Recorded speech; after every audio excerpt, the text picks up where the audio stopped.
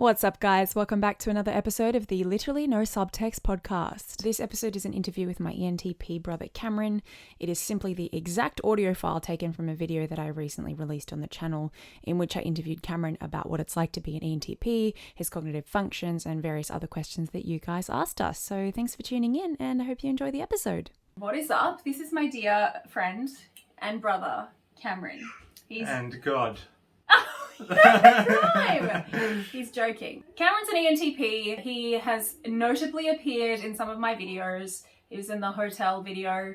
He was in the, he loves being clicked at. It's one of his favourite things, isn't it? I do like it. The vacation video, he played one of my siblings in the video. He's been a great supporter of the channel. And if we could all give him a round of applause. Prostrate yourselves if you find it Okay, helpful. you are clearly acting up there. Yeah. He doesn't usually say stuff like this. Normally, he's actually like quite a loving soul, aren't you? Quite a sensitive, vulnerable type. Always me. So- And ENTPs don't think that you can't be. You know, we can do that. It's helpful. Use that FE. It's only helpful when you want something from the tribe. Yeah. Isn't that right? It is super helpful in that regard. You're correct. So these questions you guys submitted on Instagram and YouTube. The idea is that this is an opportunity to get to know the thought process of an ENTP. Cameron doesn't, I guess, know as much about MBTI. Yeah, that's true. But the idea is that, we'll be able to understand more about the cognitive functions just from listening to him talk and answering questions about what it's like to be him. So let's jump straight to it, shall we? I think that's a good idea. Are you excited? I am. This is fun. I'm having fun. Explain your feeling of excitement.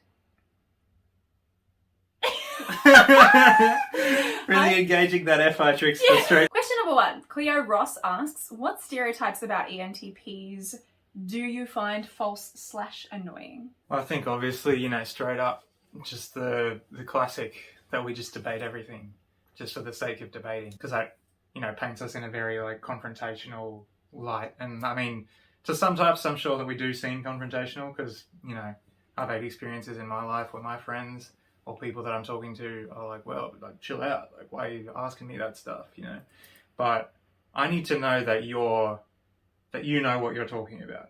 And that's how I find that out, Yeah.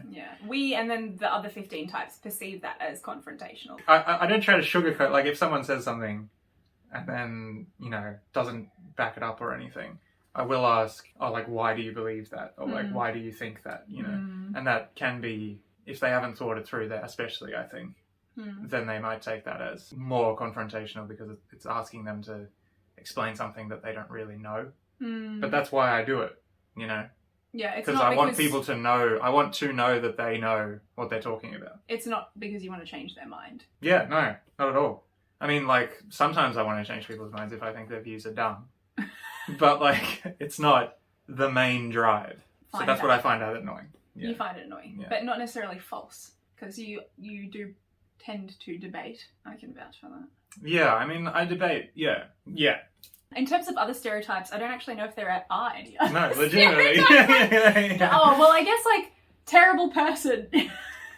Okay. Mean and trolling. Yeah, okay. Yeah, the trolling thing, I mean, I can't really find that annoying because, it is true. Sometimes I do that just for the amusement, Especially if... This is bad. But especially if I know that it's gonna annoy someone. One of the funniest just images in my mind is someone walking with a stack of papers or documents and then just knocking them out of their hand. I just find that so funny. Even though it's a horrible thing. But it's just, even if that happens to me or stuff like that. I think I actually did that in one of my skits. I had the ENTP do that to yeah, I think you did actually. Yeah, and I think laughing. I took it from inspiration from you because I'd heard that you found that. Yeah. I take a lot of ENTP inspiration from Cameron. As should everyone, I think. Here we go. Everyone should take inspiration from me, just in all regards. Not just ENTPs. Yeah. Because I think that would actually be good for humanity. Yeah. You like inspiring people? Yeah. Tell me what it feels like to inspire me. Get out of here. Zveni asks, what makes a conversation enjoyable for you as an ENTP? There are a few things, chief among which would be just openness to ideas and the other person giving their ideas and just being idea bouncing boards, you know, for each other. But also, I find conversations very interesting when someone's telling me about something that they're passionate about, you know, especially something that I don't know that much about. With the exception of sport, just because I don't really care about sport. I care about the statistics behind sport if someone knows a lot about that, but the actual game itself, with the exception of tennis. So you say you like when people are passionate about things, listening to them talk. What about when they're talking from pure passion and it's just about their feelings, but there's a whole bunch of logical fallacies, contradictions, inconsistencies, when they speak purely from passion? I struggle to engage with that on the same level because I don't feel like it's something that I have any right to jump in on, you know. If someone's talking incredibly passionately about something from a purely emotional standpoint and they're just saying their thoughts about something, or the way that they feel about something, yeah, I'll struggle to engage with them on that level. Some part of me enjoys that still, like gets enjoyment out of it. Well, because as an EP, you'd be like, oh, well, good for you. Yeah, good for you, very much so. And, yeah, I was going to say something else, but... I interrupted. With any DOMs, the key is to interrupt, because otherwise you'll never get your point in. So. The interruption does get the thought train right off the tracks, but it's fair. You're like, you got that. Lily Flynn asks, what is your relationship with Myers-Briggs? Do you find it useful or not, and why?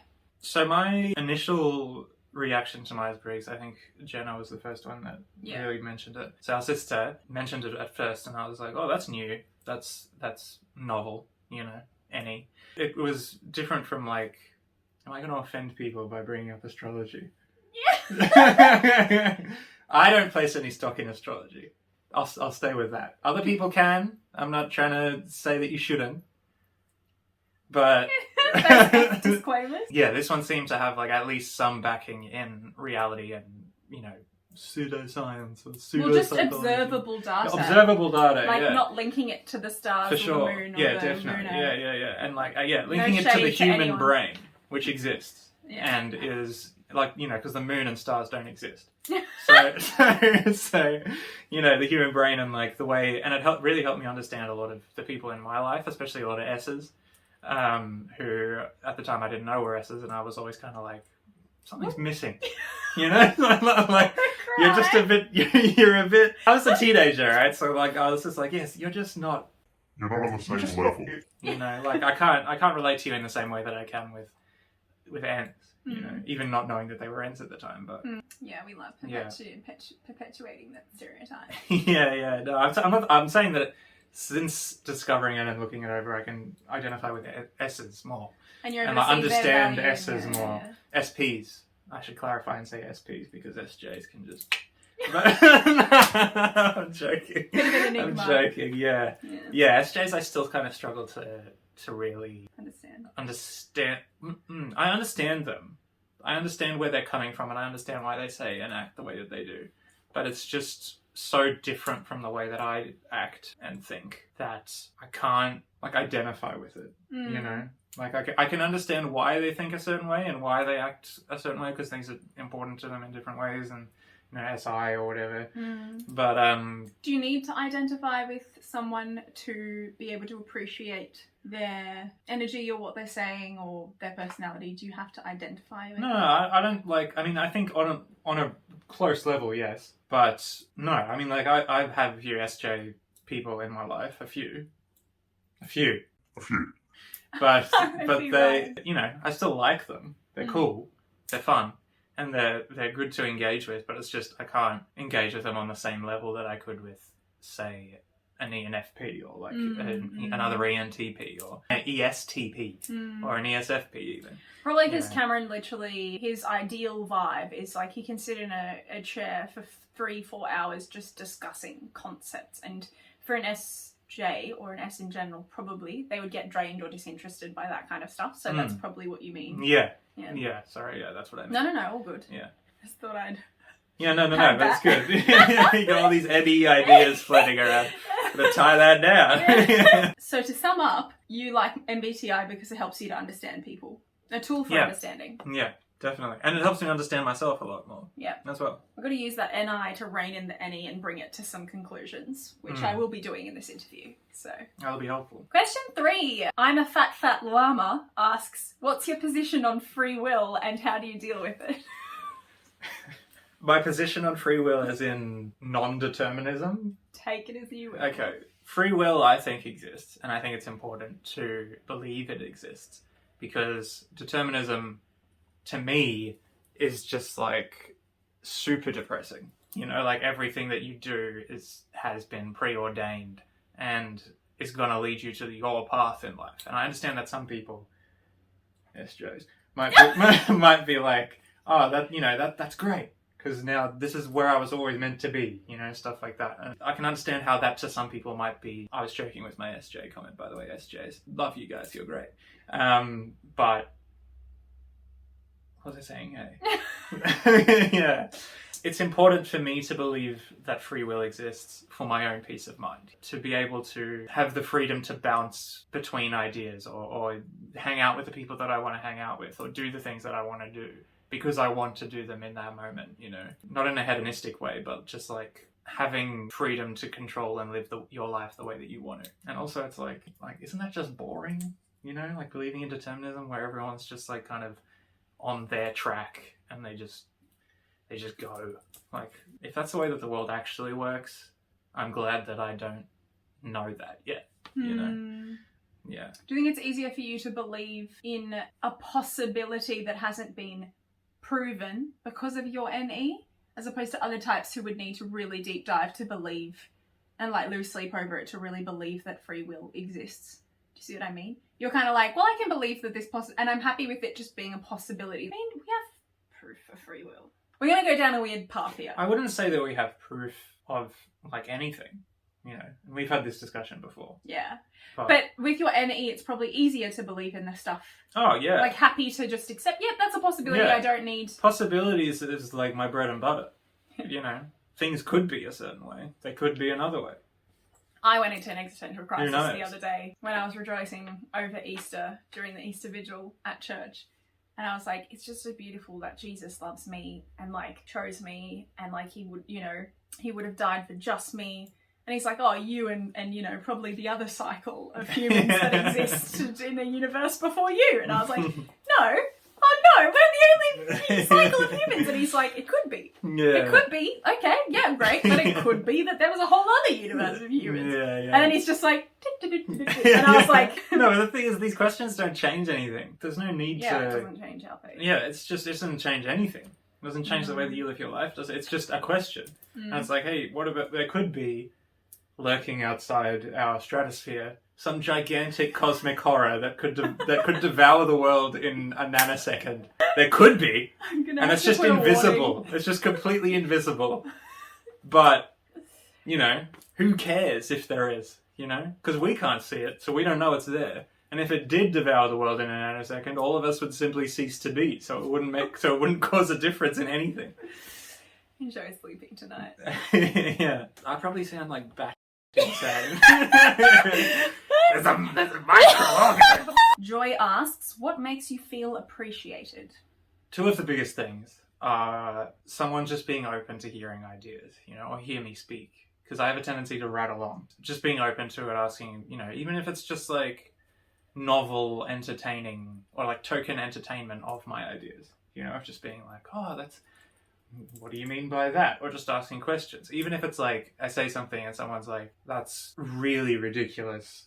Like, explain that, That's better to me than someone just being like, well, obviously this is better. But someone being like, oh, like, yeah, whatever. And like shutting it down. Anyone would appreciate that. Yeah. I know. But like, yeah, actually taking the time to absorb the idea and entertain it, and especially when they throw ideas back at me, like throw whack concepts back at me. Some of the best conversations I've ever had, some of the best times I've ever had have just been, chilling with mates on a lawn or a bench somewhere, just talking about whack stuff, And then I'll say something whack and they'll be like, whoa. And then they'll say something whack and I'll be like, whoa. So what if the beast that hypothetically is going to devour us outside the stratosphere is part of the 9th dimension? You're just throwing in random You're just throwing in random ends there, shit. Alyssa Colella asks, how was it like growing up with your siblings? A house with an ENTP, ESFP, ENFP, and ESTJ sounds like fun. Very broad question. Your kind of bread and butter. I would say in a lot of ways it was a lot of fun, you know, because there were 4 of us. And when we were growing up, we played a lot of video games and stuff, like Nintendo 64, GameCube, stuff like that. And so having 4 of us, that was something that we could enjoy and like kind of bond over. We shared a lot of interests growing up, I think. Or maybe we were forced to, but... Well, we always played together. We played Lego together. Lego we played and a whole toys bunch. Together. Yeah, we definitely. created games outside together. We Yeah, played yeah. outside. Yeah. We did swimming classes together. Together? Oh, you 3 did, yeah. I was too young. Yeah. I was too young to be included in the terrific trio. Woo! Yeah, it was fun. And then growing up, you know, like they get into teenage years. I'm still an adolescent. As an adolescent, you grow up and you're like, why are they changing? You know, what's going on? True. What's going on? Interesting. Yeah, but then you realize that that's just life and that's just living. What about type-wise? Type-wise, I mean, Jenna and I, when I was growing up, Jenna and I think would have described her as my closest out of the 3 of you. I mean, Ryan and I had like the gaming thing go on, but like outside of that, there wasn't really like a connection in the same way that there was with me and Jenna. You and I would play outside. You know. Kring and King. Yeah, and that was fun for me because like I had the opportunity to like exercise my NE. Which I didn't know that I was doing. And I was just like, SEU. Yeah, but I was outside and we were moving around, you know, stuff like that. Clayton Painter asks, which is harder, starting projects or finishing them? Finishing them. 100%, without a doubt, finishing them. Starting things is super easy. To start a project, all you really need to do is have just the general idea that you want to try something and then an opportunity to try it. Drawing, writing, you know, art of any description, gaming, hanging outside, you know, hanging outside. That's barely a project. I was just listing hobbies, you know, crafts, stuff like that. You've touched on something true there. You think of projects as hobbies. That's like the EP spirit. You do them when you want to, when they're exciting to you. So finishing... Then afterwards you're like... Yeah, so in that same vein, finishing them is difficult because of that, right? So you start something and you're like, oh, I mean, I've been writing a book since I was 14. And I've rewritten it like 3 times. I've now like changed it into like an anthology type deal, and I'm not going to get all into that, but it's always, actually no, I will get all into that. Especially like with a book or like a large project, you know, that takes you ages. As you grow, you get better ideas for that project. So you go back, you revise, you rewrite, or you redraw, or you change something here, and then you're like, oh, that's good. And then you grow a bit more, and your time's taken up by other stuff. And then you go back and you change more stuff. And then it changes just consistently. And eventually you're just writing or doing 30% of the thing over and over again without ever making it to 100, you know? Because you're like, oh, this would be a better thing, like in this area. To finish something, it takes a level of going past the initial like spark or the initial entertainment. It takes discipline and like a grind. Yeah. It's very hard as EPs. I don't know actually so much about TIs, but EFPs for sure. Like we really go with the whims of what we feel like doing. So if we don't feel like it, it's like so hard to finish it. Beena Turtle asks, thoughts about commitment and boredom. Well, boredom is the enemy. The enemy. In all regards. You got to entertain yourself. And that's what's good about having NE as a dominant. Because even when you are bored, you can just enter the mental world and just live there for a little bit. And that wears down over 5 seconds. You know, like if you're forced to do it for hours, then it can get bad. Or it can get more fun. You know, I remember there was one time I was in my eye surgeon waiting for like 4 hours, and I couldn't see because I had my eyes were dilated and I had my contact lenses out and I didn't have my glasses with me, and so I was literally forced to just sit there and just not be able to see for 3 hours and just listen to the world around me and just see vague shapes and colors, and I was like, what's going on over there? You know, I was trying to piece that together. I love this. Yeah, and I always had at the back of my mind, like, this is still boring. You know, like you are still sitting down, but try to shut that out, you know, with the imagination and let that run wild, and then that helps, you know. And it helps with my writing as well, because then I take some of the ideas that I get from that and I chuck it in a story, you know. It all ties together. Indeed. Yeah. MJR asks, I want to hear him talk about his FE. I think that ENTP's FE is underappreciated. Broad, love it. FE is, I agree. I think that it's underappreciated, especially by, you know, ENTPs themselves, especially younger ENTPs. I know I didn't value it as much when I was younger, because I was like, logic, facts, who cares about feelings? Your feelings suck. But it is really important and super helpful for any ENTP to develop their FE, and it's not something that people, I think of when they think of an ENTP.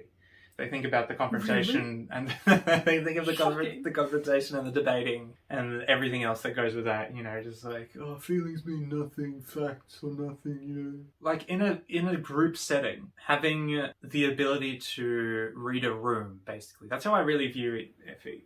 Is read the room, read what people are feeling, cater to those feelings, and then, you know, the manipulation function or whatever.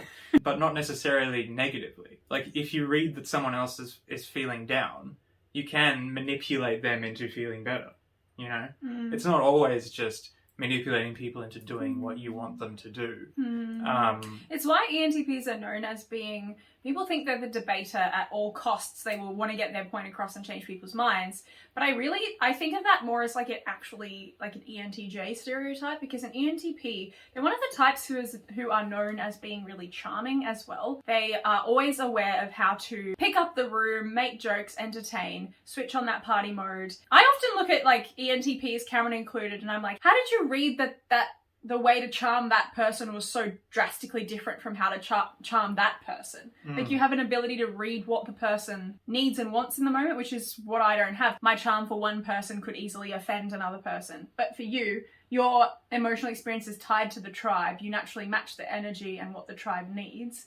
And so ENTPs can be really like socially savvy. It's why they don't actually hurt people's feelings the way that they're portrayed sometimes in the stereotype, because they're able to read, okay, this person isn't actually responding well to my questioning, I'm just going to leave this. Yeah. As opposed to the other types with, you know, NI, FI, who will be like, I need you to change your mind, this is what matters, you know, who use TE, and it's like their point or their values or whatever it is they're arguing at the expense of the harmony of the tribe.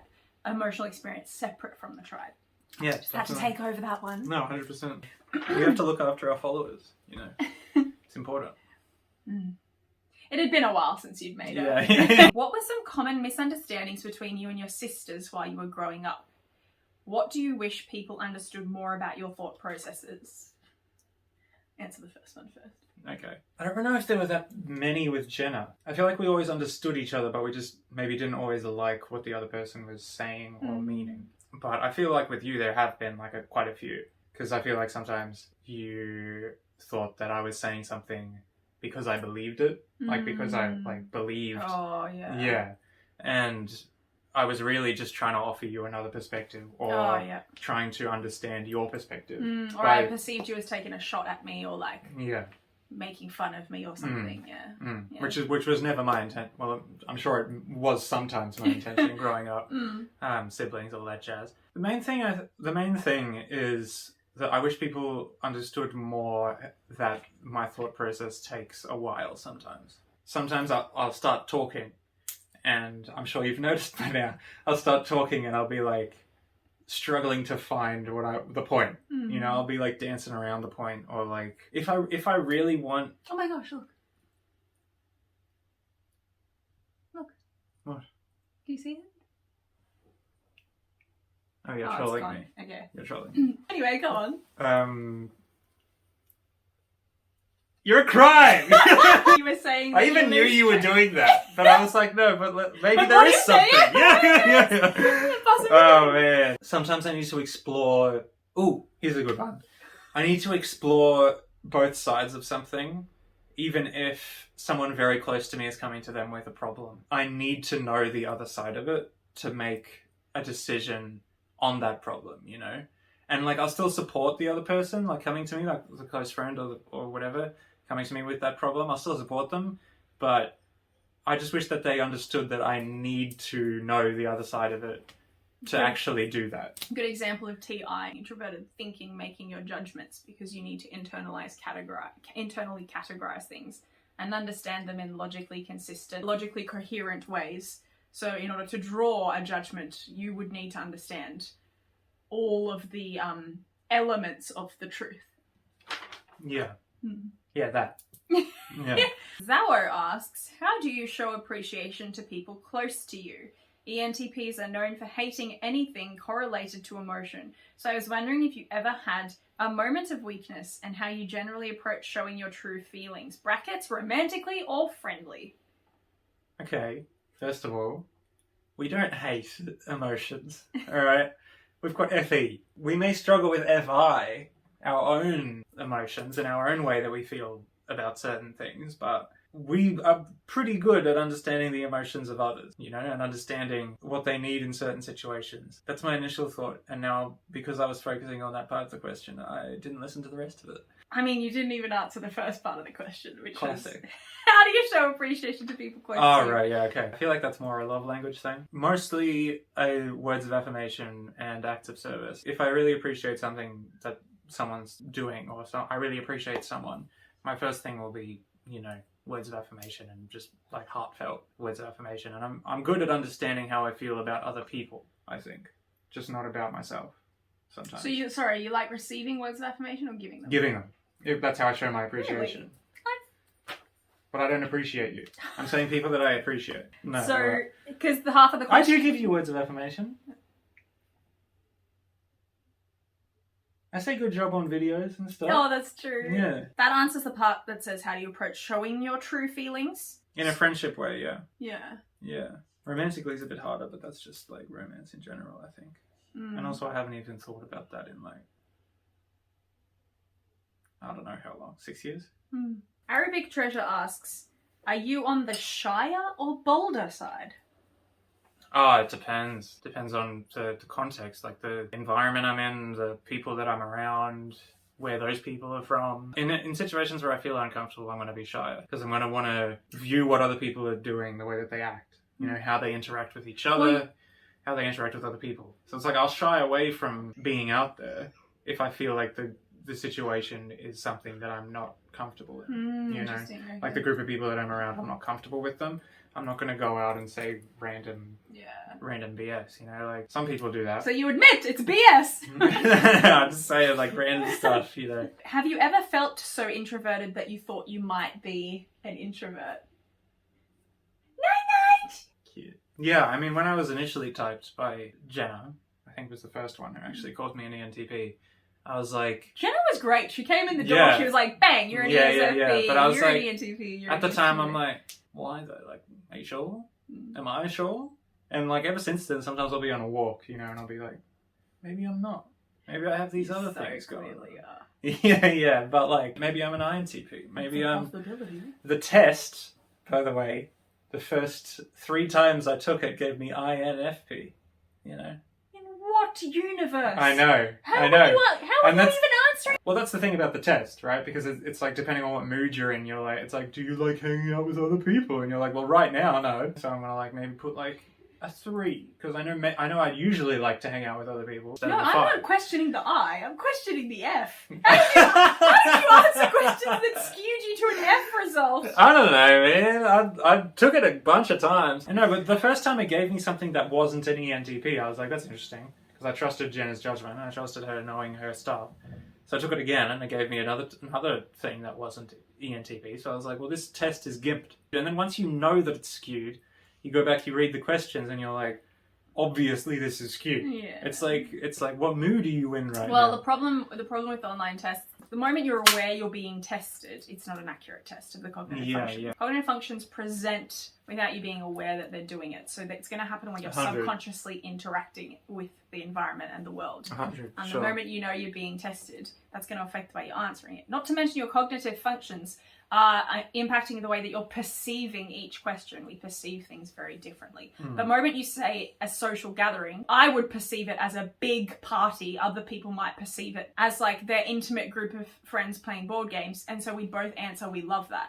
but it's very different parts. Yeah, We're 100%. perceiving it very different. Definitely, yeah. So we would both skew to extrovert results, even though one person might be an introvert. You know what I mean? That's just an example. Did you ever feel that you might be an ENTJ? No. No. Not at all. I've never been that. You know? They have TE, right? Yeah, first. And they run with it. Yeah. No. And they're like, let people do their thing, you know? Like, just why you have to be all up in someone's grill? And I mean, like, I appreciate them existing. I like ENTJs. I find them amusing and helpful. TE as a function, I think, is one you don't really understand, / Like. Just relax, bro. Just chill out. Morgan McAllister asks, what are some of the most common miscommunications between you two, us two? We kind of touched on that before. We did. Yeah. Not from my perspective, though. Let me think if I want to say no one really else. cares about that, so just next question. From my end, when Cameron was saying he was misunderstood in him throwing stuff out there didn't necessarily mean that he believed what he was saying, I felt very misunderstood in my personal emotions and when I needed them validated. Since growing up, that hasn't really... It's only been an issue when I go through something really emotionally terrible. But even so, the last miscommunication we had there, I'd say it was like 3 years ago. Neefi asks, how do you experience your SI? As infrequently as I possibly can. I knew you were going to say it. No, I mean, it's a tough one. Because I'll experience it sometimes. Sometimes my brain will be like, SI thought! And I'll be like, whoa! You know, let's calm that down. Like, sometimes I'll just be like, I'll be looking around my room. My room is an NE bottom SI stereotype. And sometimes I'll be looking around and I'll be like, well, I should clean this. And then I clean it. And I'm like, nice. Good job. And then the SI immediately leaves. And it just becomes messy again. Because it's like, oh, thanks for feeding me that little drop of nourishment. I'm out the door now. But I think without you even realising it's existing and giving you a source of energy and self-respect in a way, because I feel like you started to feel better in yourself and more comfortable in yourself and what you're doing when you have a routine to your day. I've noticed that about you. Definitely, yeah. Oh, that is a good point. Yeah. A couple of years ago, I made the decision to cut my days into like 3-hour segments and just associate each segment with a certain task or a certain activity. And since doing that, you get more direction. You know, you get more. What you said before, which I forgot the term. Yeah. But sense of purpose and sense of fulfillment. And the routine, the constant routine, in and of itself, is enough to give you that sense of purpose and that like accomplishment. Whereas for bottom NIs, routine does nothing for me. It's more like I can have my whole day planned out in a structure and a routine, but I won't feel better about myself. What makes me feel better and makes me feel like I'm achieving purpose is if I've accomplished something in the day that's working towards a long-term goal. It doesn't matter if I've had my day in a routine, that doesn't mean anything. It's if I've done something that's feeding that NI vision that I've got, which is something I noticed living with 2 SIs versus 2 NIs in my household. That very much manifested. Hello, my name is blank asks, what was your childhood sibling dynamic? How did it change once you became adults, if it did? Did you have to actively talk about your sibling relationship, or did things work themselves out naturally as you grew up? I think we answered the first part. Yeah. Yeah. How did it change once you became adults? Did you have to actively talk about your sibling relationship? I don't remember ever having a conversation with any of you about, now that we're adults, things must change. It just kind of happened organically, I think. And I think that happens with a lot of siblings. You know, as you get older, there's just suddenly, you just wake up. It just happens. Yeah. You know? And I think that comes with just maturing, having more relationships, going through hardships. Yeah, definitely. And understanding, first and foremost, you're different individuals with different personalities and learning the skills to be able to navigate that and to understand. And you've broadened your perspectives because you've grown up and matured. But then secondly, just understanding the importance and beauty of family and the fact that like it doesn't matter how much this person annoys me or how much we don't get along, how we fight, we are tied to each other for life. And whether you realize that consciously or subconsciously, I think that does influence your, I think, willingness to invest in caring about the person or maintaining a good relationship, just subconsciously that's going on. AJ asks, what are some similarities and differences between your and his experience with school? How often were each of you stressed about school, and how did that manifest? Okay, let's answer this as two EPs on a scale of 1 to 10. How stressed were you about school? Ready? 3, 2, 1. 1. School was a playground, bro. Yeah, I love school was fun. People, I mean, like, I understand that people have complaints about school, and it's hard, you know, for some people, definitely. But man, school was just to me. School was just no responsibility. Hey, go hang out with your mates for 6 hours, and learn things. To me, it was like, go to this place where there's like 1,000 people in the same area. Yeah. You interact with 100, 200 people a day. You're changing classes every 50 minutes. You're interacting with new teachers. You have subjects. It's like really stimulating. You get to be social. You get to discover yourself. You get to practice your hobbies. There. Yeah, I think we had a really good experience with school, I'd say, both of us. I can't work out whether that was because we were privileged in some way. Oh, definitely. Cameron is very gifted with intelligence. Godhood. Yeah, no question. Intelligence, I would say. Literally, everyone in your school loved you. Yeah. Classic third FE, like being able to switch it on when he needs it to get what you want from the tribe. I did do that on purpose. Because I got bullied in primary school quite heavily, and then I got bullied in like early high school as well. So you needed to claim the power. So I needed to seize power. So all you ENTPs out there that may be struggling with this, manipulate those suckers. Don't. He's joking. Don't do we that. don't condone that on I was a this channel. terrible human being. Do not be like past me. Grazina Wolska asks, how do you compensate for low FI? How are you in touch with your authentic self? What does your authentic self mean? I don't compensate for low FI because it never crosses my mind. Ever. That's what a blind spot is. You Yeah. think about so it, I you don't don't. know where I it's don't been. ever compensate for it because I don't ever think about it. So I never think, oh, I need to compensate for this thing because it's just so far from my mind. Like literally until this interview, I hadn't thought about FI since like your last video, and before that, your last video. Yeah, I don't compensate for it at all. Maybe I should be, but who knows? I don't know if I should be doing something. FI sucks. No, I'm joking.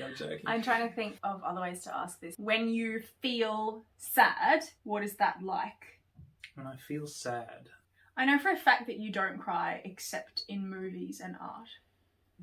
I mean, like in movies, I cry because I'm empathizing with that person. I'm not going, oh, that person's sadness makes me sad. I'm not sad because they're sad. I feel their sadness. Like, So empathic. I'm an empath. No. Yeah, when you're sad, what does that feel like? I would say that when I'm sad, I feel sad. Because, like, you know how when I feel sad, it takes over my whole existence. Oh, right. Oh, Everyone yeah, I get in my life knows you. I'm sad. I get you. When I feel sad, I usually deal with it by doing things that either I know will make me feel good, like exercise, stuff like that. But then my brain kind of automatically goes to logicizing my way out of it, you know? And that works? Most of the time. It takes a while, maybe. But I would say that most forms of sadness I can question my way out of. If you are sad, deeply sad about something and alone in your room, would you cry? No. Never. No. I would say that the only time I've cried outside of art or movies And as a kid. And as a kid would have been like out of frustration, you know. I had a dream that one of the this was in high school. I had a dream that one of the chicks in my grade kicked mom out of a skyscraper window, and I woke up crying. Then, yeah, and then I was like, "What was that dream?" Even when I've been like really, really like torn up about stuff, I don't. I must say, also, I've never heard you talk in any kind of passionate way about something you like love. I hear you talk about passionate things you care about, but you never use emotional words.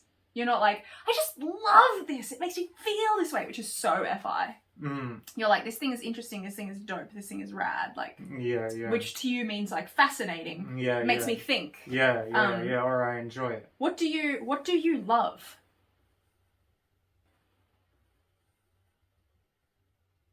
What do you have a deep love for? See, I could answer like 20 things off the top of my head. I don't know, bro. Fun things? My friends? Things that I love are things that make... This sounds mad hedonistic.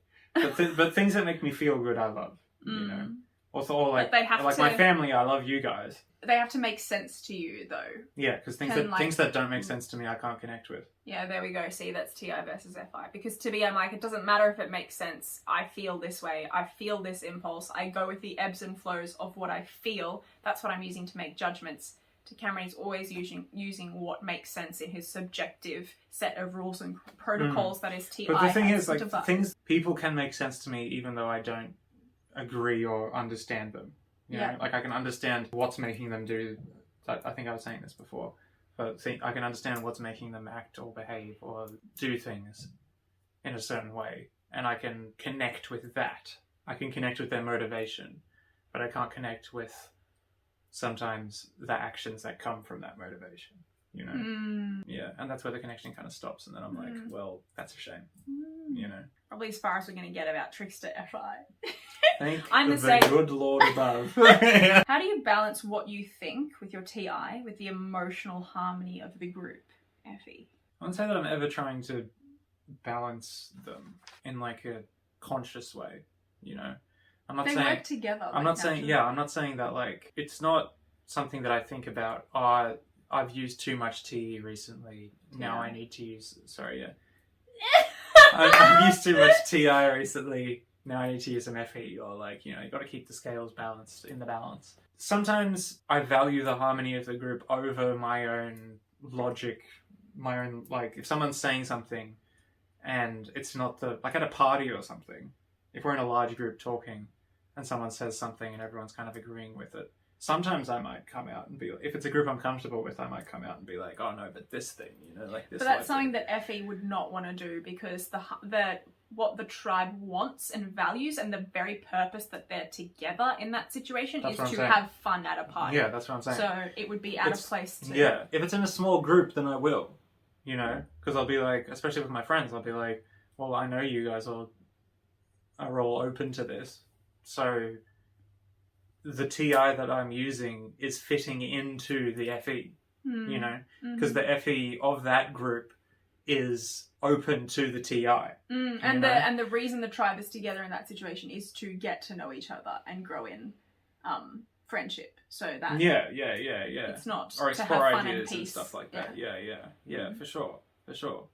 I feel like I do need to have a balance. Like, if my entire world was just FE and I never felt comfortable using my TI, I think that would suck.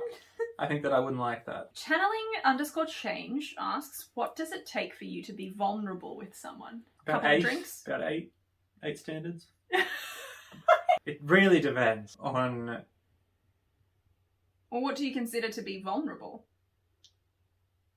What is vulnerability to you? Talking about, you know, trauma. Things that you've done in the past, talking to someone about something that you don't tell other people, you know, that's being vulnerable, because it's letting someone see a different side of you, and it's letting someone into a part of you that's not an open house, you know, that you don't just let people walk through and see. And what is the benefit of that vulnerability to you? Oh, deeper connections, for sure. 100%. The past couple of years I've made some, like, my connections with my friend group, who I've known for, at this point, like a decade and a half, and have just grown stronger because in the past like couple of years, because I kind of let myself be more vulnerable with them, and it was a scary thing to do at first, right? Because you're well, maybe not for you, I don't know, but no, for sure. But well, it's scary for anyone, I think. But gets easier though when you realise. Definitely, and you realise that they still love you. And that their views of you don't change. Is better. It's better. Because you've let them love you in a wound. Exactly, yeah. And you feel more comfortable around them. Because you're not subconsciously going, oh, but they don't know. Yeah, what if they knew? They wouldn't love me once they knew. Yeah, Then once they know, it's like, oh, they love me even though they know it. Exactly. Beautiful. Yeah. And the only thing really that changes is that they may throw out a sly roast about it every so often. You got it. Cameron has like how many ENTPs in your group? Like 4? There's 4 ENTPs in Cameron's friendship group. Including myself, I think 4. Yeah. Yeah, vulnerability is good, guys. It's hard. Definitely worth it though. So 100% worth it. You just got to go out on a limb. Yeah. And it's always going to be difficult. And sometimes, you know, maybe it's not always going to go well. you know, because sometimes you share with the wrong person. But you've got to trust yourself to know that the person that you're sharing with is good to share with. Yeah. You know, you've got to trust that you're making the right decision. And eventually you'll get to a point you're human, so it might take a while. Don't just make that decision based on trust, though. Like, don't just trust yourself. Like, I mean, you guys know. You guys know your friends. You guys know which friends you can tell this stuff to and which you can't. Or which ones you, can't. But you'll eventually get to a point where you won't even need a particular reaction from someone because it won't be about you getting validation from other people as much as it will be about you sort of moving on and owning who you are and your journey and your experience. Vanessa Valentin asks, my best friend is an ESFP and the internet seems to think the ESFP and ENTP dynamic is highly incompatible, which I totally disagree. To what extent do you guys agree/disagree? Oh, I disagree. I have a really close friend who's an ESFP. And, you know, we're different in a lot of ways, obviously. It's the knowledge that you're different that helps you strengthen that bond. If you care about each other, you entertain each other's dominant function. Like, I'll entertain his SE, he'll entertain my NE, and we'll do that to the best of our abilities. Obviously, it's neither of our strengths, but it's the effort that we see each other give that enriches that relationship more. It's really wholesome that you perceive that question as being about friendship, when I know a lot of the community is going to be like, but what about romance? I would never. In fact, it'd be very different with romance. With a very female different. ESFP. Very different. I think I mean, you know my stance on compatibility, as long as you're open to understanding. And MBTI can be a great tool for that, in understanding those inherent differences. And to be honest, I do think ENTPs and ESFPs have enough difference in their cognitive functions that it is probably one of the harder pairs to understand each other, but it's not impossible and it's beautiful once you do. And also accept that you might not ever understand each other. Like Cameron uses TI, I use FI as our second functions, which are each other's tricksters. And we're both extroverted perceivers, but like when he talks about NE stuff for long enough, I'll get drained. And I mean, there's certain, I don't know if my SE drains you, probably doesn't. But sorry, go on. I mean, if I talk about the SE things that give me thrills and my desire to travel and stuff, Cameron has been like, can't relate. I have some close ENTPs in my life. I was thinking about this today. I was like, some of the people I love the most in terms of my friendships are ENTPs. And I think certainly on like a getting along basis, you can really get along quite easily. But Definitely. I think the biggest thing with, and I would say that about all EPs, to be honest. Because EPs are literally like, yo, you're a blank slate. Yeah. We all like novelty. I like them. I like all four of them. There are four of them, right? Yeah. Yeah, I like all four of them. I think, but I think if you were to be like romantically involved, it would be that thing we talked about earlier about like the validation of feelings versus understanding that like the ESFP would need to understand that the ENTP just explores, sees patterns and just likes exploring them for their own sake, is not necessarily convicted of things or doesn't necessarily believe them or feel a type of way about them. And then the ENTP would need to understand that like the FI, those emotions like drive most of an ESFP's experiences, and they'd need to, you just need to allow a little space for that to happen. But I think that these types can have a lot of fun together and definitely learn a lot from each other. Yeah. Super enjoyable. I keep losing my place. Now you know how it feels to have any. Daragium asks, how do you enrich your rapport with an ESFP sister and an ESFP perspective on what they expect from an ENTP? How have you enriched your rapport with me, Cameron? Enriched rapport. I think that our rapport is good. Yeah, he hasn't changed his rapport. I've been the one that's been expected to change to meet his. As all are. Gods do not change for the masses. No, I'm joking. But yeah, I guess just growing and just kind of becoming more aware of each other and aware of each other's like functions and stuff. The thing that I've appreciated the most about Cameron as we've grown is that he is one of the least judgmental people I know. He gives me the space to thrive in that first extroverted perceiving function, which is important for EPs who value that feeling of autonomy, as all types do, but EPs need to not feel trapped. Yeah, definitely. Yeah. And an ESFP perspective on what they expect from an ENTP. To ask EPs what they expect is not, you're not going to get a very profound answer there. Yeah. We don't have a lot of expectations. No. We're approaching any situation as a blank canvas. Blank slate. Yeah, sure. we're extroverted perceivers, we're not bringing predetermined judgments or rules onto situations. It's like, here's a playground. We see everything as a playground, subconsciously, remember. I expect them to be interesting. And they always are. You know, everyone's interesting. I expect them to be a human being. Yeah, no. I have not yet been disappointed. But eventually I will find the alien hiding among us. I literally expect you to just be... No, I was going to say be you, but not even that. I'm like, whatever you give to me, whatever experience I have with you in this 5 minutes that we're going to talk, I'm going to love it. And then I'm going to move on. I probably will forget it. Because I'm just playing with the sense data in the moment. I'm not necessarily storing it anywhere. So we can't help it subconsciously. We're just not being Jays. We're not coming on with expectations and rules and stuff most of the time. Slightly different when you say things like, when you're in a workplace, obviously everyone in a role is going to have expectations, but you're in a workplace where there's just expectations, you know? Yeah.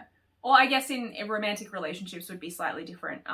Or where there's any kind of mutually agreed upon relationship where there is, it's understood that there will be equality in respect and dignity and autonomy, then we would expect that to be, we would expect normal things like loyalty, honesty, those kinds of things. But other than that, yeah. Camellia...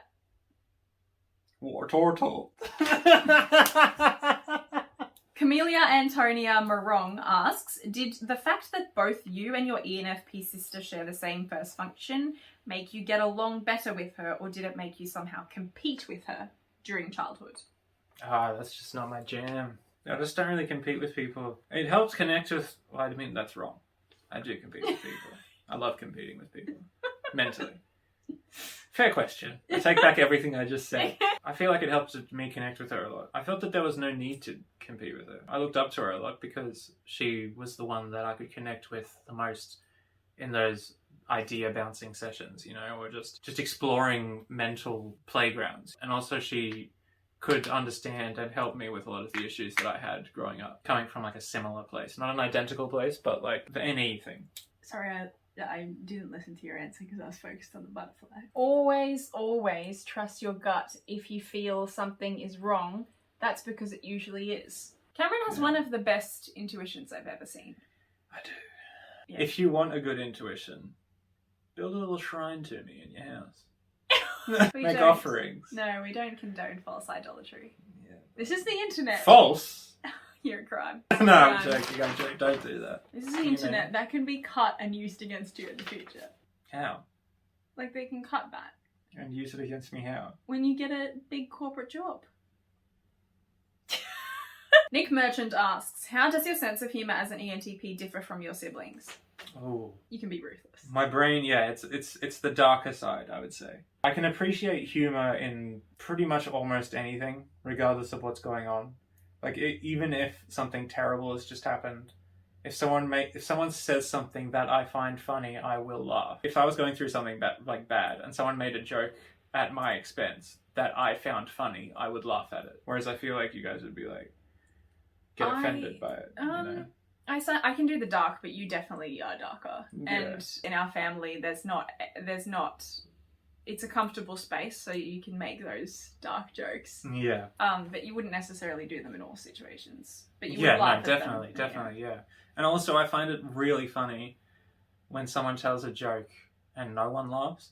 Like, even if I tell a joke and no one laughs, I find that to be the funniest thing. Like, if someone tries to be funny and fails, even if it's myself, man, that's funny. That is so funny. We have a lot of weirdly specific and nuanced jokes in the family that we got from growing up. Find the same movies funny. It's a very big part of growing up together and only being 2 years in age difference between each of the four of us. Camille asks, what do ENTPs really think about what goes on inside their heads? What doesn't go on inside their heads? That is a good answer. What doesn't go on inside our heads? There's no way you can answer that. Yeah, it would be long. It would be long. You know? You wouldn't even probably be able to remember half the stuff you've thought about in the last week. Legitimately. I'd be able to tell you everything I thought about. There's so much crazy stuff going on in there. Sometimes it just happens and I'm like, thank you for that. Sometimes I'll literally just have a thought and I'll just be watching. I'll be like, it's like if I was sitting in a room and something happened outside and I'll just be like, that was alright. You know, it's like watching a show sometimes. Like my brain will just be like, look at this zany thing. And I'll be like, oh, thanks for that. That was enjoyable for a little bit. And then it will just pass by and I will never think of it again. And that's fine. I feel like an NI user would need to like dive into it. Yeah, no. I just let them pass by. It's like entertaining. It's so amazing how different the functions are. Like, I just can't relate to that. I don't get weird zany things enter my brain at any point that I need to play. Nothing enters my brain unless I have experience with it. Nothing enters your brain, period, because you're an S. So We're back. I'm joking. No, I love that Leah Cameron interviewing here. The Prince of Seminole asks, do you ever debate yourself? All the time. All the time. Like, I'll have thoughts, like, I'm sure you've noticed even during this interview, I've said things and then I've been like, oh, hold on, no, I don't really believe that. Or like, oh, that's not what I meant. Or stuff like that. But I'll say or think something. Sometimes I'll think something and I'll be like, yeah, that's what I believe about this certain issue. And then I'll say it out loud. And I've started doing this, you know, like, not regularly, but sometimes I find it helpful to hear something said out loud so that I can hear it and be like, that's stupid, you know? Like, I'll hear myself say it and then I'll be like, that's dumb. Because it's like out of the echo chamber of my own mind, you know? But like, I debate myself on like, well, you're not understanding it all. You really get in my face. I'm just like, interviewer face. Yeah. Active listening. Yeah, but... Lost it! No, but... You say things out loud because you need to hear them. Yeah, no, I debate myself constantly, man. Like, straight up, in all regards. Like, yeah, but when the answer deteriorates from profound to like straight up. yeah, no, but like 100 though. This is something that might interest in terms of the FI blind spot. How do you know when you believe something? Because for me, I know I believe something when I have a strong feeling about it. Yeah. And For me, it's when something. it's when something makes sense. But can't lots of things make sense to you? There's a different way of making sense in this context. So it's like, if something makes sense to me about someone's actions or world belief, I'm like, yeah, that makes sense. I can understand why you think this. Pretty sure I've said this exact sentiment 3 times. But I can be like, I understand that, but it doesn't... What's the question? Make sense or believe? How do you know when you believe something? That's a question I just asked. Oh, right. Okay. Like, because to me, it's like, I feel a type yeah, of no, way it needs to make sense to... This is very difficult to explain. Because It needs to make sense to me, and I need to... It's a choice, really, to believe something. Because what I try to do is I try to understand everything from both sides, or however many sides there are to an argument, to the best of my ability, and then I just kind of choose one that I like, you know. Because if they all make the same amount of sense to me, then I will just pick one. And don't contradict each other. No. Themselves. I don't care if they contradict each other, because they usually do. Of course, yeah. But if they contradict themselves, I'll be like, well, no. Yeah, because that doesn't make sense. Yeah, exactly. Interesting, okay. So the one that makes the most sense isn't always the one that I'll believe in, but it usually is. 99 times out of 100, it'll be the one. Yeah. Debates in your head. I was like, yeah. It's a little voice. It's like a panel of 3 me's sitting in like suits and mustaches, just like, yes, passed. Cash money. Alicia L asks, since ENTPs have Demon SE, do they get overstimulated Demon SE means 8th function. Do they get overstimulated faster than INTJs? I don't know, because I'm not an INTJ. The times that I do get overstimulated in a situation when there's a lot going on, like sometimes, you know, I don't know if you ever have this, probably not, but sometimes I'll be at a party and I'll be in between rooms. You know, like I'll have gone to the bathroom, or like have gotten a drink, and I'll be walking back into the main room, or between the dance floor and the main room, and I'll kind of just pause and I'll look around and I'll just be like, people dancing there, music, lights, other people laughing, like talking, stuff like that, and I'll have this weird, like, kind of like, not out of body, but like weird, like, everything's moving so quickly kind of experience that I like. I actually like that feeling. I like Not always, but usually I like that overstimulated feeling. Unless I'm like in a situation where I feel like I'm not safe, then obviously I don't like that. Yeah, I mean, I wouldn't say it's easy for me to be overstimulated. If you're in a room and there's music and there's lots of chats, I'll usually just be enjoying it. Like, I'll be like part of it. Yeah. You know? And if I'm really into, because again, like when you're, well, not again, the first time I'm saying this, but don't know what that was.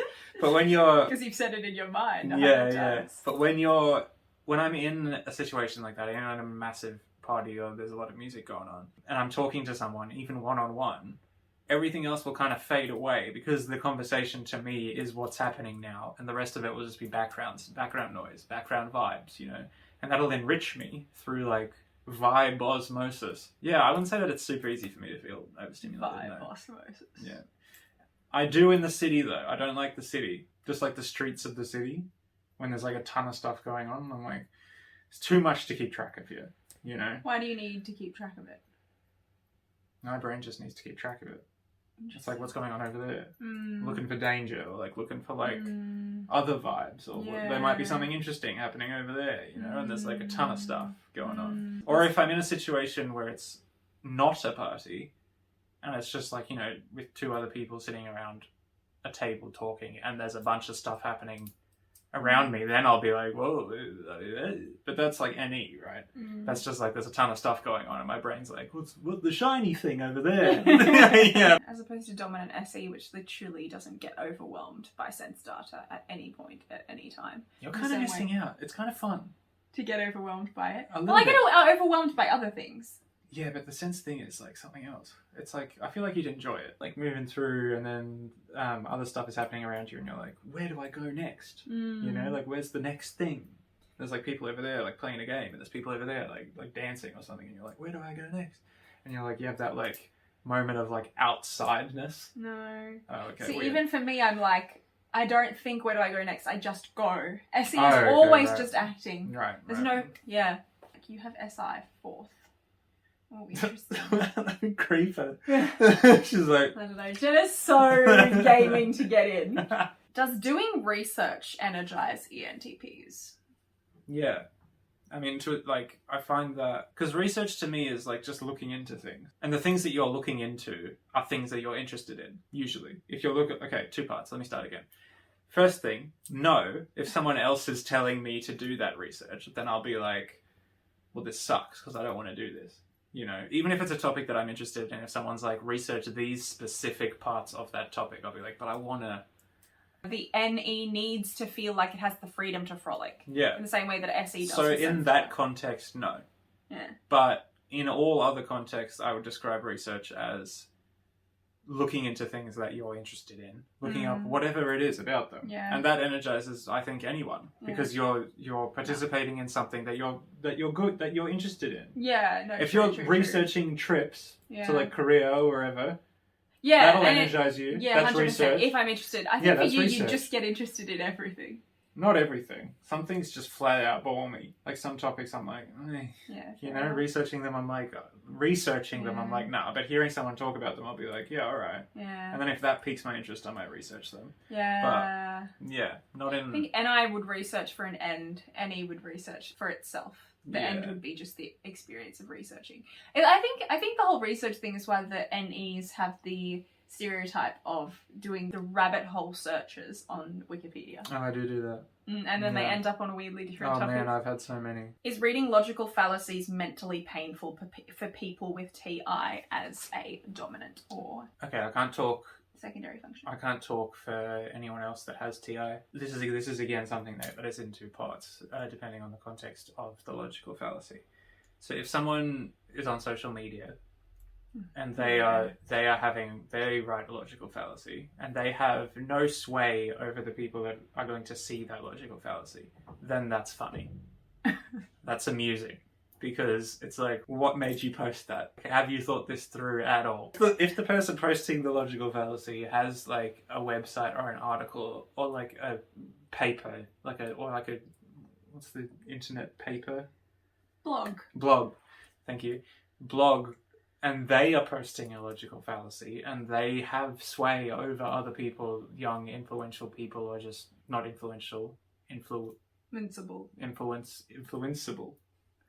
People that can be influenced easily, then that is frustrating and depressing, because the people that read that might accept that logical fallacy as logic and then try to use that logic, try to apply that logic to other things in their life, or try to not push, but, well, in some situations, push that logic onto other people, and then either convince that person of that fallacious logic, or get shut down by a person that they're trying to talk to, which will either hurt them or make them like angry at that person, you know, or cut that person out of their life in bad situations.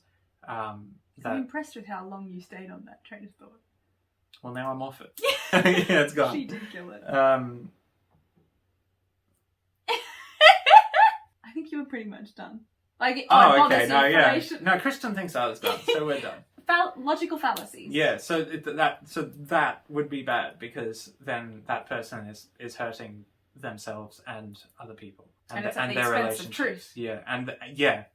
And also they're hurting themselves and thinking that they're in the right, which is dangerous. Okay, Snuffy asks, does he feel that it is likely someone can/will understand him at a fundamental level and not just what he chooses to portray to create a connection?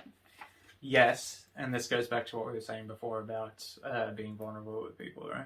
When I was younger, I used to, put on the faces for people, put on the different masks, run my own mental mask stand and put on different masks for different people. And I mean, people still do that regardless of anything, I think, because being authentic might mean that everyone acts differently around different groups of people, right? You act differently around your friends than you do with your family, or around your church, or for someone to understand you at a fundamental level, you need to let people understand you at a fundamental level. You can't expect people to understand you at a fundamental level if you don't let them. So if you're constantly putting on different masks, trying to act or portray yourself in a way that you think is going to be good for other people at the expense of your own self, then people obviously will never know you.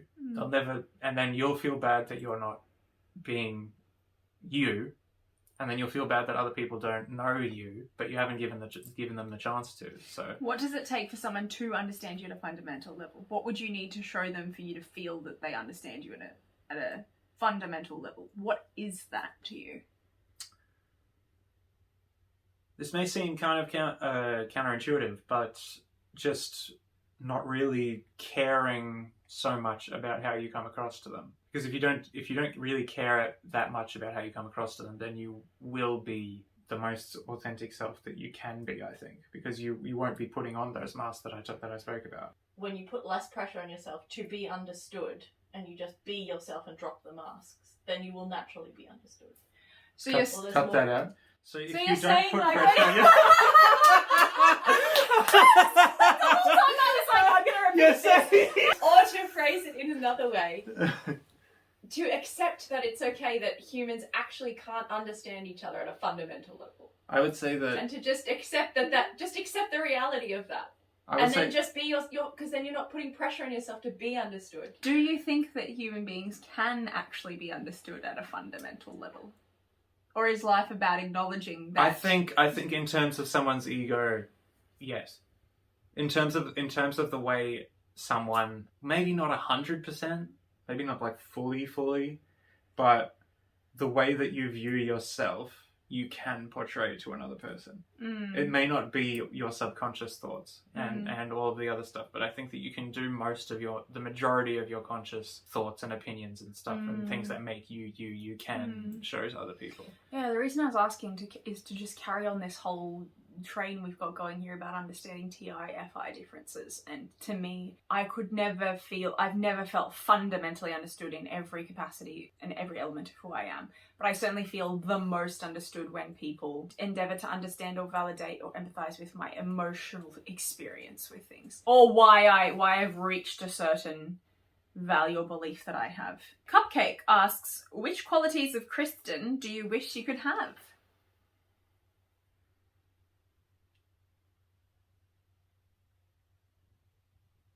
Next question.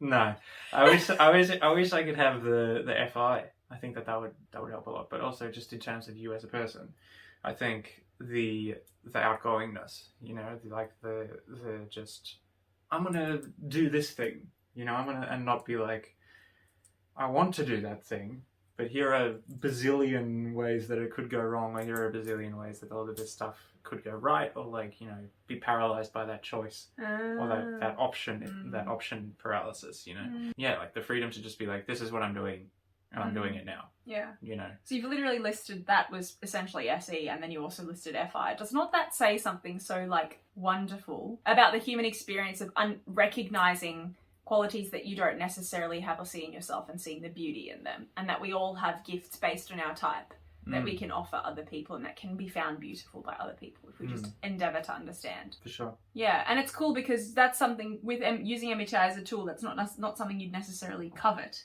It's just like, this is how she is. Yeah. And it's like something that I'm not going to be due to my functions and my blind spots and stuff. So you're saying coveting things is good? No, I'm saying like it's good to use MBTI as a tool, and it's like it helps you to not covet.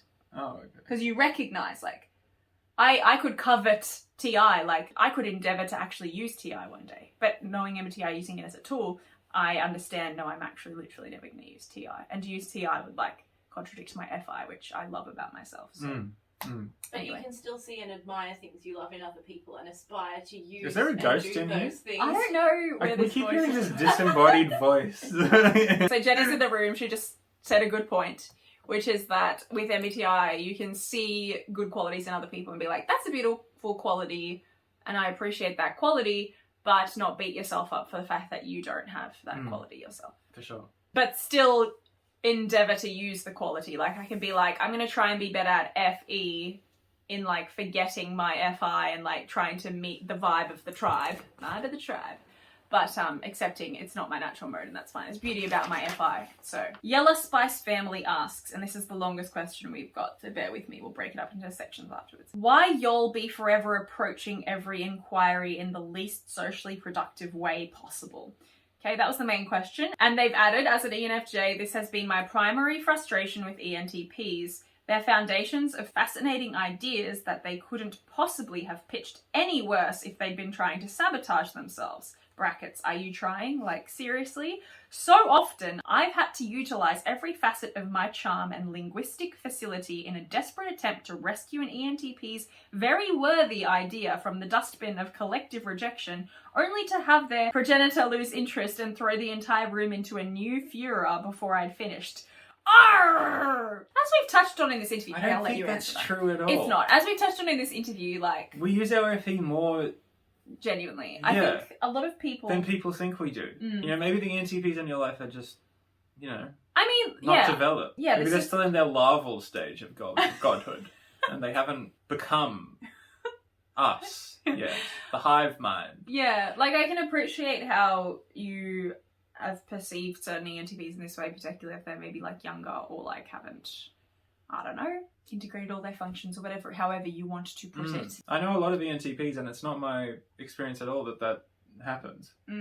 Although, that being said, if I sensed that this was your outlook, I would do that to troll you.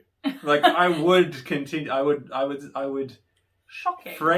I would phrase my what words did they use? Very worthy idea in the least socially productive way possible.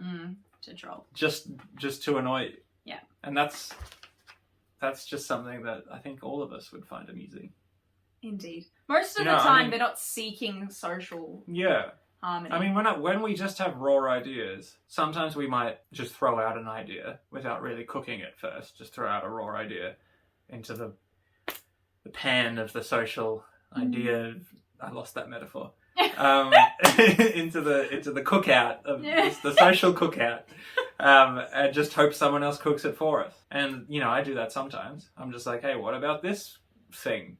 And then, you know, like some INTJ, or mostly an INTJ, will like grab that, cook it up, and make it into a nice dish for me, and I'll be like, thank you for that. You know, metaphor. Yeah. Yeah. Like, I don't have time sometimes to formulate these ideas. I'm Yeah. too busy being Yeah, fanned here we with go. palm Here we fronds go. and Here being we fed go. grapes. This question was written by an ENFJ who's using FE first. So they are naturally prioritizing and noticing when there's even the slightest change in atmosphere or the needs of the tribe. And so we would all perceive ENTPs in different ways. That's why an FE Dom would perceive them and notice this maybe first about them. But an ENTP isn't going into a social situation hoping to create the best socially peaceful or harmonious vibe. You know, they want to explore ideas. That's their first function. They want to have new perspectives, discuss their new perspectives, meet new people, hear about weird new experiences, hear about new life journeys. I totally get where this question is coming from. At the same time, I think you'll find that a lot of ENTPs, yes, they can absolutely be like this. And as we said earlier, you in the house, like you in the family dynamic will absolutely be like this because it's comfortable. You know that we understand this is the way you are. Yeah. And with my ENTP friends as well, it's in a very intimate environment, like a board game night or like a chat, and we know each other well, so this kind of But then I think that this question doesn't apply. Because if the social aspect is comfortable. That's right. Then, and I wouldn't expect, and then I wouldn't even be expecting them to like meet the harmony or like sugarcoat or anything. So, but maybe an FE in the same room, that intimate gathering, would still be expecting the harmony and in fact probably like in word productivity implies some sort of outcome. Well, it's an EJ, like they want to make the world a better place through relationships and like people.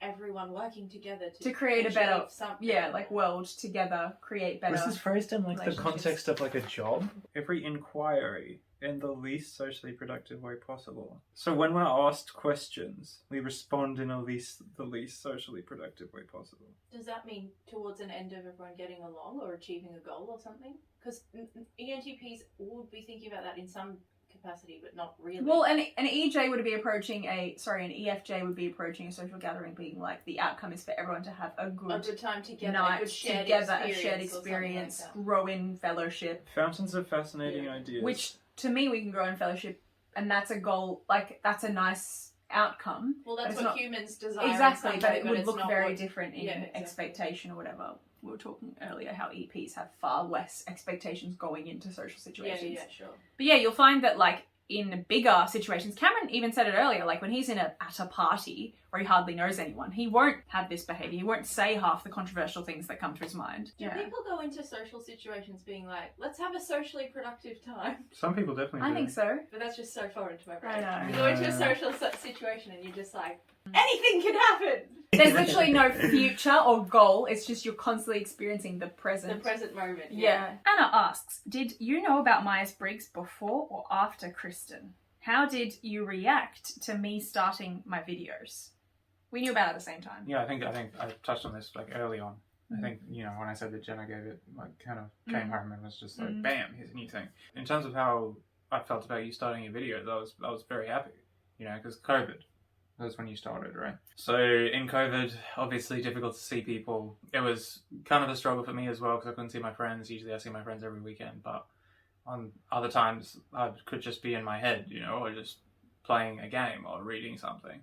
But, you know, I knew that Kristen was struggling a lot because she couldn't engage with the SE. You couldn't go anywhere, couldn't go outside, you know, had to be wearing a mask and just do your task, going outside and then go back home, stay in your house. So, you know, when she said that she was starting a YouTube channel, I was like, oh, that'll be good.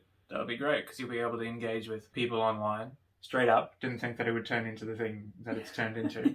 But, you know, I'm glad that you stayed with it. But yeah, I mean, like, I was like, this will be a good thing for her during COVID to like be able to engage and just use her acting and use her SE and ESFP personality in general to engage with a whole bunch of people. I was happy, and I'm still happy.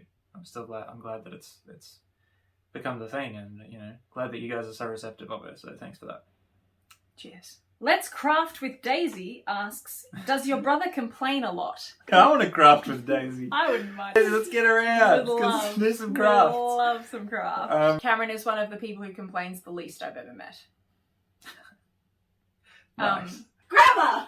Syntax! Cameron is one of the people who complains the least out of all the people I've met. Says the exact No, I said thing. Cameron's the one who complains the least of the people. It's the same clause order. Okay. Cameron Out of the people I've met, Cameron doesn't complain very often. of all the people I've met, Cameron complains. Cameron is one of... No, you get it. Okay, great. We got there. We did it. But you know what I meant. So Cameron will complain, like, you'll complain about something in the moment when it doesn't work for you or when something has happened. But you don't complain about things happening in your life. I wouldn't even know half the stuff that's happening in your life. I wouldn't know if you're sad, if you've had a stressful day. I wouldn't know, like... I don't know if it's trickster FI, but you just... That's my thing. I deal with that. Yeah. There's no point of thinking about complaining about that stuff. Yeah. I do like to... He complains about the world and the state of the world, but it's not even complaining. No, it's like a... It's stating... It's an interest. Concern. Yeah, concern. Yeah, It's it's like an interest. I like to complain about things as I said before, I like to hear myself say things so that I can be like, oh, I actually don't agree with that, or that sounds stupid, like hearing it said out loud. So if I complain about something, I'll hear myself say it and I'll be like, well, that's not that bad, man. And then I'll be like, oh yeah, true, that's not that bad. And then, so it'll help and then me. the panel goes... Yeah, the panel will be... Pass, not that bad. No, but, I mean, yeah, then it helps me deal with it, you know, because I'm like, oh, that is actually not that bad. I feel like it can... INFPs, you'll agree with me here. If you let something stew in your brain for too long, it'll just become worse. So I say it out loud, and then I'm like, almost from an outside perspective to my own words, be like, why are you complaining about that? That's nothing, you know? And then I'll kind of be able to move on from it. I very actively thought multiple times, wow, I cannot believe Cameron was going through this, or this happened to him and I didn't hear him complain once. Okay, the video cut out halfway through that spiel and we went on to talk for probably another 5 minutes about it. We did say something that was important, which is TIFI difference that I pointed out, and you know, Cameron complaining about things that aren't so personal versus my personal. He'll vent about the world.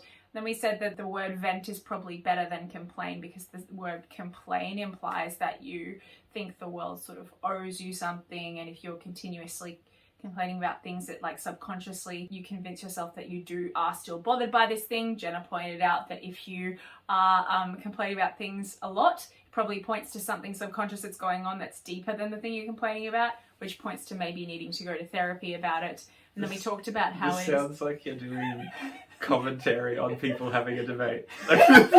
Jenna's pointed out that there's a... This is the NI summary. We did end up saying that venting is healthy. There is a healthy place for venting, in the sense that it is a good way to express something that's bothering you in a safe space so that you can not suppress it and work out how you're feeling about things. But then when you start to, I guess, burden others or yourself with things after they've been expressed, that's when it can get a bit, I don't know, problematic if you're not being charitable to the person you're complaining about, or to yourself or whoever it is. So there's a healthy place for venting. You know, there are many things we don't have control over in this world, but the one thing we do is our own mentality and self-mastery.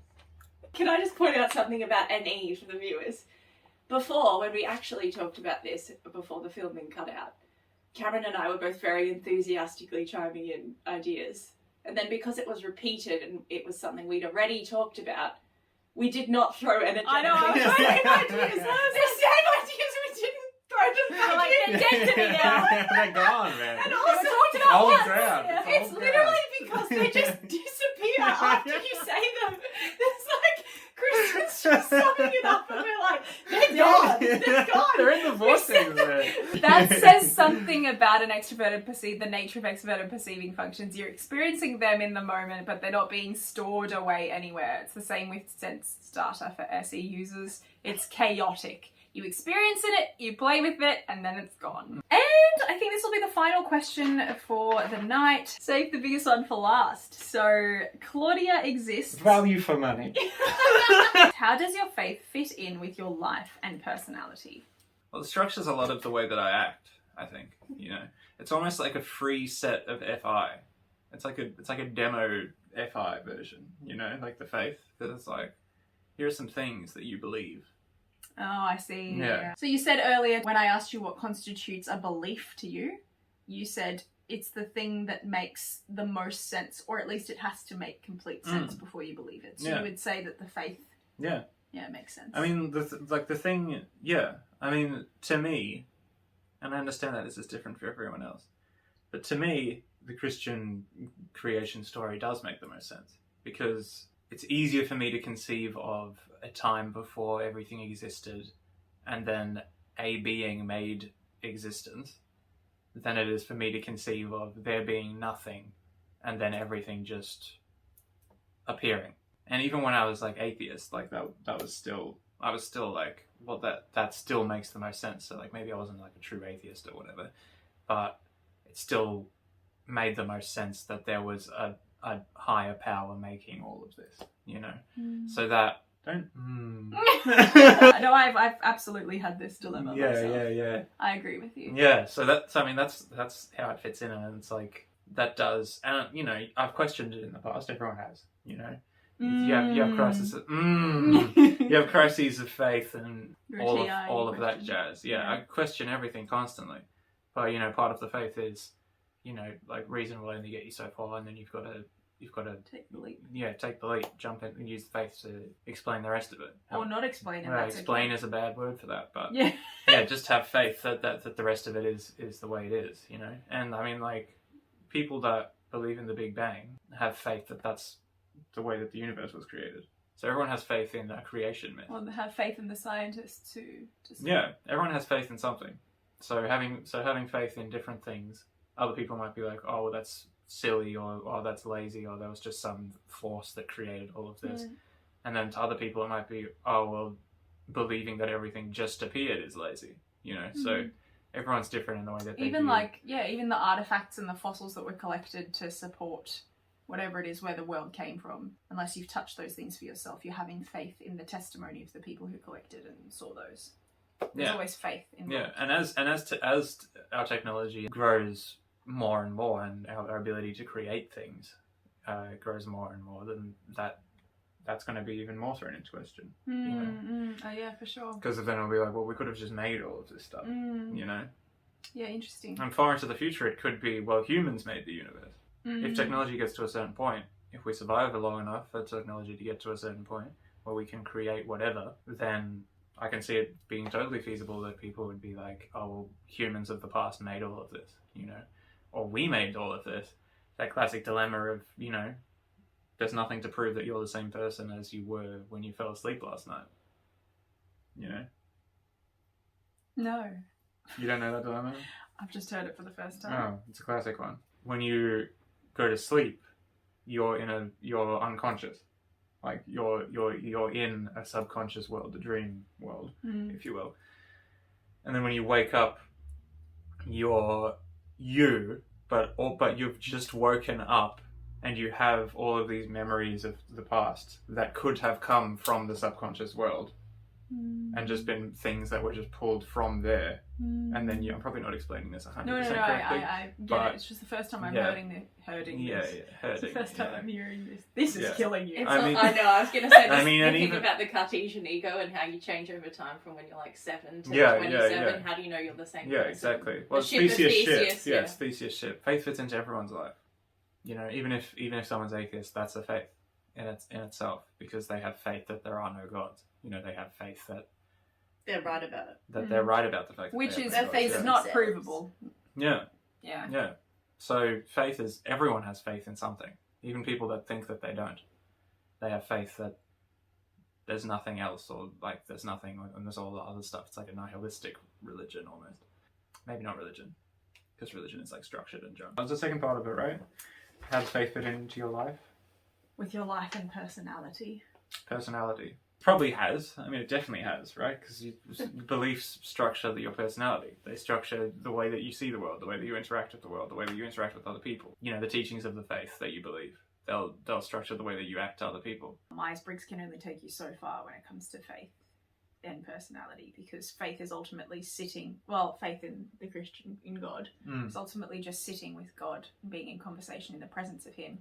And to imply that personality affects that relationship would be to deny the universality of the gift of God's love that is available to everyone. And also the question of, if God created everyone as they are, why would God create us Some people more. to desire yeah. a relationship with him, if he's created us to desire a relationship with him, why would he make us all different personalities and some not compatible with that desire and others more compatible? Yeah.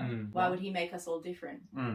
At this point, we're just filming a conversation Yeah, we're between just the three of filming- us yeah, about legit. faith. Yeah. Anything else you want to say on that? Just that, you know, if you don't have faith, I think that you should consider having faith in me. You know, Oh. I can provide. And that's all that you should care about, you know. That one didn't feel good. When you make a joke, do you just start talking and trust your ability to come through with a good one, or do you think about it before? Barely ever do I think It's, so. what do we say? It's the constant moment, and then it's the next moment. And What then a it's the thrill. next moment. Yeah. You just start Constant talking and feeling. you're like, Yeah. okay, where's this going? What's going to happen now? Yeah. What am I going to say? What does relationship with God mean in your life? What does that look like? Chilling. He's everywhere. I just chill with him. You know? Okay. Let's kick it. We've clearly surpassed the serious quota. Yeah. It's a I don't know. journey. It's a journey You don't have to that have you're a always perfect on, answer you to know? that question. Yeah. Not having a perfect answer to things bugs me. It's definitely something that I've struggled with, you know, in the past, because, I don't know. When I was younger, I felt it. I think, unworthy. This was novel. This was different. This was slightly more energizing because I've just not heard like 90% of that. Yeah. All right, guys, that is all the questions that we have time for today. Well, I mean, we have more time, but The video's already long. yeah. Yeah. Um, I'm sure you don't want to see too much. yeah, no. It's dangerous Yeah. to look at me for too long. Look where that went. Are there many of those comments? So many. Yeah. This was fun. Cameron, thank you for coming on the channel. Yeah, this was fun. I enjoyed it. Yeah. Thanks for having me. Yeah. I thought several times throughout, I was like, gosh, this is interesting and there's so many awesome insights here. I should do interviews more often. Yeah, thanks for sticking with it. I waffled on a bit, but we got there in the end. We did. It was fun. Okay, until next time, guys. Right on. And that is it for today's episode, guys. Rest assured, the video to audio quality will not be the standard for this podcast. I just figured I'd throw the file up here as it was a really interesting interview and I know that viewers got a lot out of it, so I hope that you did too.